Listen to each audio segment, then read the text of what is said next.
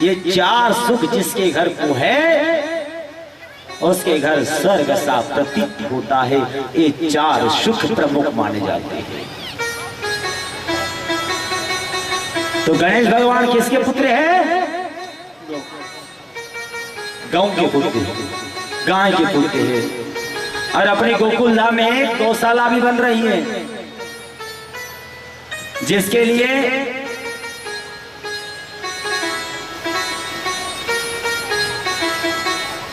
निर्माण का कार्य प्रारंभ भी है।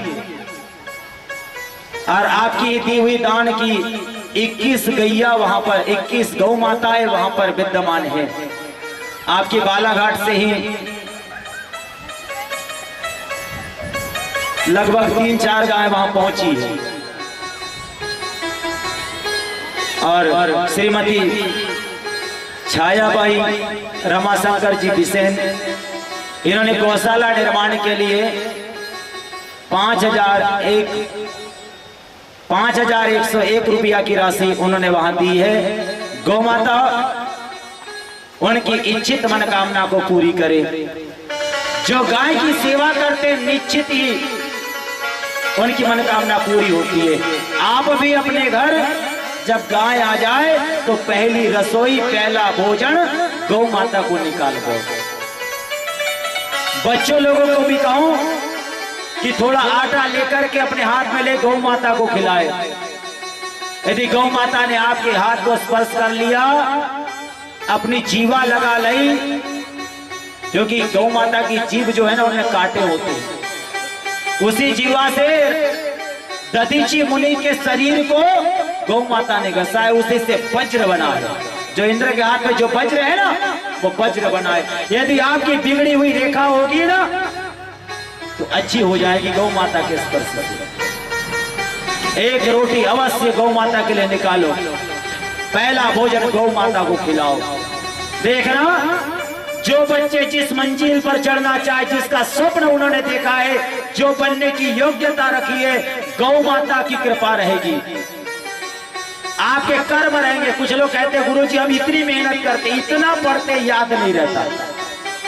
इतना पढ़ते हैं याद नहीं रहता, भूल जाते। मन को एकाग्र करो, इष्ट अपना एक बढ़ाओ और उस लक्ष्य के पीछे लग जाओ।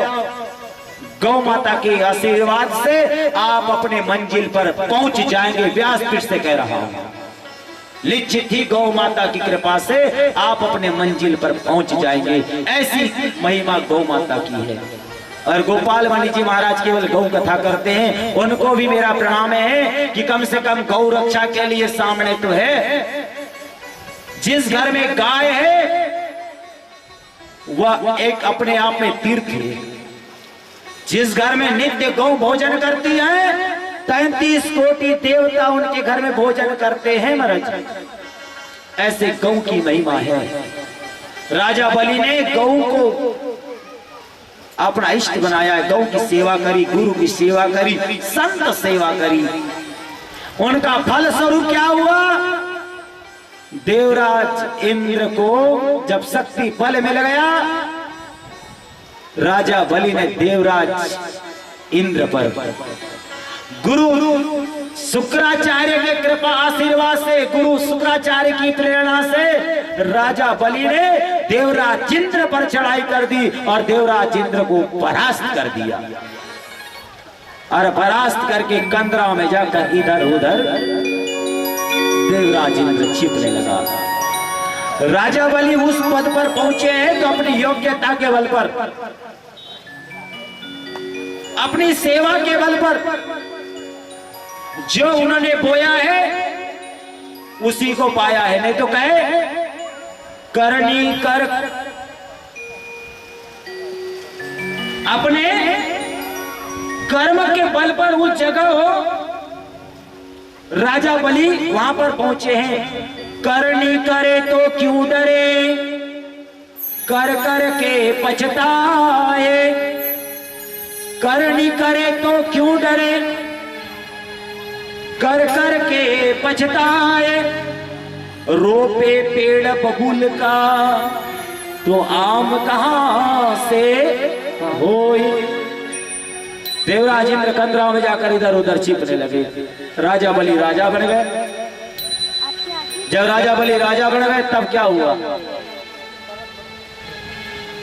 यज्ञ दान पूजा पाठ कर्म होने लगा राजा बलि के यहाँ पर। जो कोई भी आया आस लेके आया, निराशा से आया, आशा से रोते आया, हंसते गया। राजा बलि क्या इतना दानी। यदि कोई अपने घर रोते रोते आ जाए ना तो आप में एक क्षमता होना चाहिए उसको हंसाने की। एक राजा हृदय सम्राट राजा परीक्षित को क्यों मानते हैं? एक बार क्या हुआ, एक राजा के यहां एक व्यक्ति आया, बड़ा क्रोध से, आंखें लाल लाल, हाथ में एक बड़ा शस्त्र लेकर आया, आंखें बड़ी बड़ी पड़ी हुई, बड़ा आवेश में आया और राजा से कहता है, ए राजा, मैं उसको छोड़ूंगा नहीं, उसको आज मार डालूंगा। आज मेरे साथ ऐसा बात किया है, मैं उसको मार डालूंगा। राजा ने देखा ये आवेश में आया है, क्रोध में आया है, और क्रोध में काम बिगड़ जाता है। राजा ने उनको अपने पास बुलाया, बोले बैठ, मेरे पास बैठ, बैठ जा, मैं भी उसको मारने लगूंगा। थोड़ा बैठ तो जा, थोड़ा बैठ, मैं भी उसको मारने लगूंगा, बैठ तो। कौन है वो? बोले वो मेरा फलाना भाई है। बैठ, मैं भी उसको मारने लगा। बैठा, थोड़ा पानी तो पी, थोड़ा जल पिलाया, शांति के साथ बैठे। जैसे जल पिया, इधर उधर की बातें करी, वो क्रोध न जाने कहां चला गया। फिर जब क्रोध शांत हो गया तब राजा ने कहा, चल अब मारने के लिए चलता हूं, चल। आप कहता रहने दो जी, आज नहीं मारते। जो आवेश से आया था मारने के लिए वो कहता नहीं जी अब नहीं मारते, अब रहने दो। क्षण भर का क्रोध न जाने क्या से क्या नहीं कर देता। गुस्सा आया, पकड़ा, कांच का गिलास पटक दिया। बाद में कहते अरे रे, मेरे ससुराल से आई थी, 50 रुपया की थी, कहां की कहां फोड़ दिया। लेकिन जब टूट गया तो जुड़ने वाला है क्या? यदि जिसका क्रोध यदि शांत नहीं होता, क्रोधी बहुत है, उसको जल को गुरु बना लेना चाहिए, पानी को गुरु बना लेना चाहिए। जिसका क्रोध शांत नहीं होता, अति क्रोधी व्यक्ति, जल को गुरु, क्योंकि जल से हमको सीख मिलती है। क्योंकि जल को इतना गर्म करो, इतना गर्म करो, इतना गर्म करो, कितना भी गर्म करो, पूरी लकड़ी जला डालो, आखिर देखना क्या होगा, आखिर ठंडा होना पड़ेगा। क्रोध क्षण भर का क्रोध न जाने से क्या नहीं कर देता। यदि वो समय निकल गया तो फिर पश्चात। तो जिनका क्रोध शांत नहीं होता उनको जल को गुरु बना लेना चाहिए। जिसको अच्छी संगत नहीं मिलती उनको गंगा मैया को गुरु बना लेना चाहिए। अच्छे अच्छे पढ़ने वाले अच्छे अच्छे बच्चे सुनो, अच्छी संगत नहीं मिलती तो गंगा मैया को गुरु बना लो। अब गुरु जी कैसे गंगा मैया गुरु है? गंगा जी में कितने जगहों का पानी आता है, कितनी लकड़ी आती है, कितने बहाव आते हैं, कितनी गंदगी आती है। वैसे हम पढ़ाई शिक्षा जीवन में कितने सारे मित्र मिलते हैं, सहपाठी मिलते हैं, सब अलग अलग प्रकार के मिलते हैं। सबके साथ रहो, सबके साथ रहो, लेकिन सबके साथ रह करके बह मत जाओ उनके साथ। गंगा मैया कभी अपने लक्ष्य से पीछे नहीं हटती, अपने लक्ष्य से चलते जाती है, और चलते चलते देखती कि मेरे साथ मिल नहीं सकता, और उसको गंगा मैया अपने आप बाहर कर देती है। जो बुरी संगति वाले मित्र हैं साथ में, उनके साथ बह मत जाओ, अति हो जाती तो रास्ता काट लो, रास्ता दूर कर दो। और सखा का अर्थ वही है, सखा स माने सद्गुण, खा माने खात्मा। अपने सद्गुणों के कारण हमारे अवगुणों का जो खात्मा कर दे वही तो सच्चा सखा है, सच्चा मित्र है, सच्ची सखी सखी। लेकिन आजकल सखी तो खिलाने पिलाने तक की। सखा भी बोले हाँ खिलाएगा पिलाएगा, पार्टी देगा तो मेरा सखा है, और पार्टी नहीं दिया तो बोले तू मेरा कोई सखा नहीं है। क्यों माता जी, सही कि नहीं? फिर तो राधे राधे बोलना पड़ेगा। जय जय श्री। आवाज नहीं आई, मैं इसलिए कह रहा हूं कि आप लोगों को अच्छी सखी मिले, खाने पीने वाली ना मिले, अच्छे ज्ञान बताने वाली मिले। जैसे मैया पार्वती को मिली वैसे भैया लोग आपको भी जैसे मित्र मिले कि आके हमको प्रगति के पथ पर ले जाए। इसलिए सब मिलकर एक बार जोर से बोले जय जय श्री।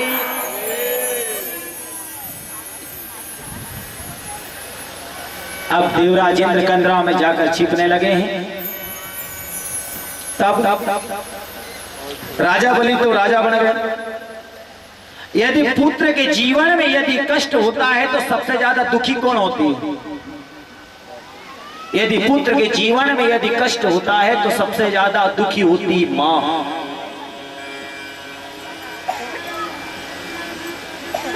कितना शब्द है मां, नाभि को जोर लगाकर बोलना पड़ता है मां।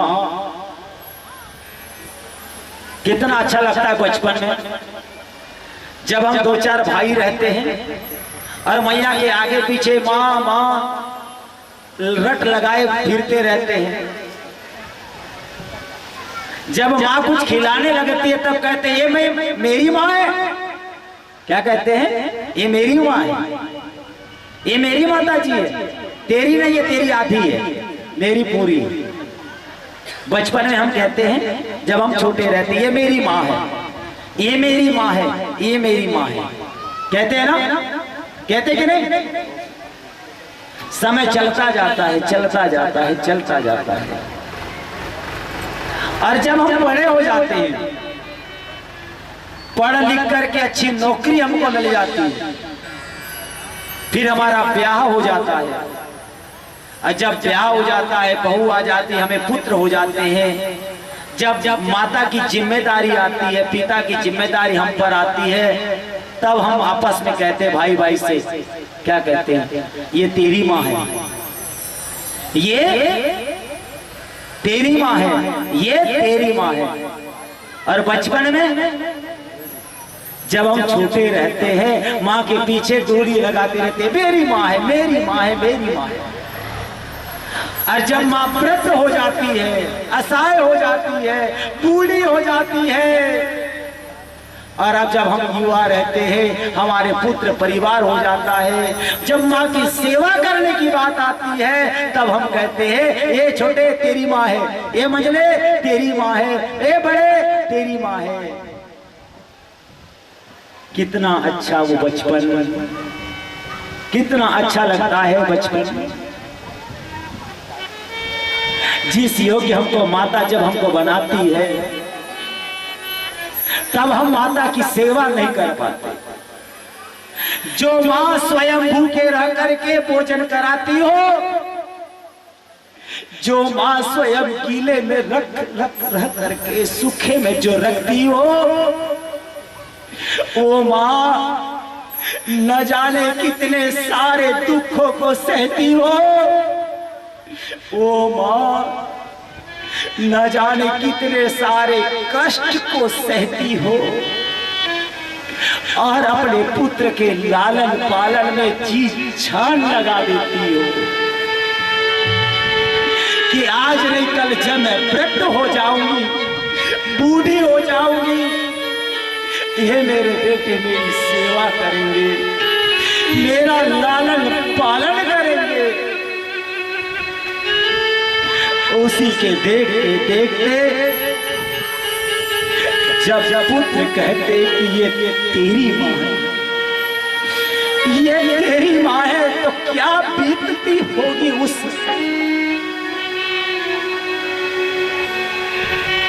इस बड़ी दुनिया में माँ से है बड़ी कोई नहीं। सैकड़ों आई मुसीबत माँ मगर रोई नहीं। बढ़ के ममता में बिचारी जान तक देती है माँ, जुल्म को आराम से सहती है माँ। माँ ने मर्दों को बनाई क्या निराली शान है, जो कदर माँ की न जाने वो बड़ा शैतान। हम भूल गए रे हर बात, मगर माँ बाप को ना भूले। हम भूल गए रे हर बात, मगर माँ बाप को ना भूले। हम भूल गए रे हर बात, मगर माँ बाप को ना भूले। हमें भूल गए रे हर बात, मगर माँ बाप को ना भूले। हम भूल गए हर बात, मगर माँ बाप को ना भूले। कितना किया प्यार दुलार, कितना किया प्यार दुलार, अपने माँ बाप को ना भूले। हमें भूल गए रे हर बात, मगर माँ बाप को ना भूले। हमें भूल गए रे हर बात, मगर माँ बाप को ना भूले।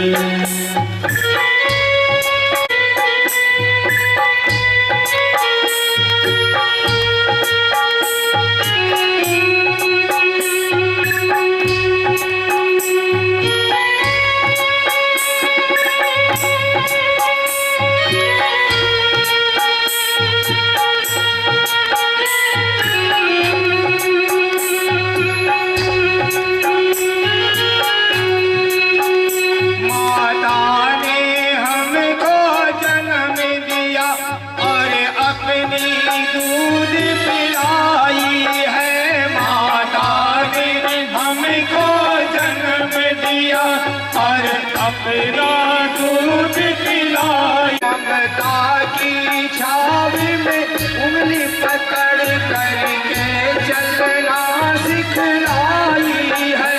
ममता की छाव में उंगली पकड़ करके चलना सिखलाई। माँ करती रही उपवास,